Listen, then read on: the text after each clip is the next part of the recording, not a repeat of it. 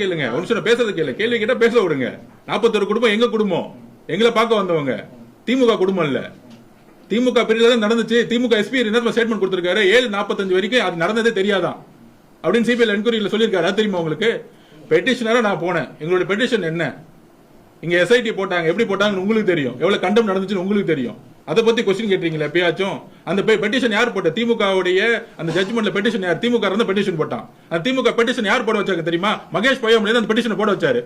கேள்விக்கு பதில் சொல்லுங்க. லீகலா நிக்கிறீங்க, நானும் பதில் சொல்றேன். திமுக உள்ளடி அதுக்கு தாங்க வரேன். நீங்க கேள்வி கேட்டுறீங்க, நான் உள்ள ஆரம்பத்துல ஆரம்பிக்கணும்ல. நீ முதல்ல டக்குனு லாஸ்டா என்ட்ரி நான் ஃபர்ஸ்ட் எழுத முடியுமா? நான் எஸ்ஏ கேட்டீங்கன்னா பதில் நான் ஃபுல்லா சொல்லணும். நீங்க கேள்வி பதிலுக்கு எஸ்ஏ எழுதணும்.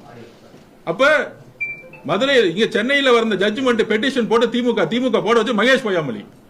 யார் நடிச்சது முதல் நைட் வந்து? மகேஷ் பொய்யாமொழி. யாரு பலன் நடந்துச்சு? உதயநிதி. இதெல்லாம் சேர்ந்து கரூர் நடந்துச்சு. அப்ப அதுக்கு நாங்க இங்க எஸ்ஐடி நடக்கூடாது, நாங்க சுப்ரீம் கோர்ட் போயிருக்கோம். சுப்ரீம் கோர்ட்ல என்ன பெட்டிஷன்? எங்களோட பெட்டிஷன் மாண்புமிகு உச்சமன்ற நீதிமன்றம் இது விசாரிக்கணும். இதுதான் எங்களோட பெட்டிஷன். சுப்ரீம் கோர்ட் மானிட்டரிங் பண்ணும். இதுதான் எங்களோட பெட்டிஷன்.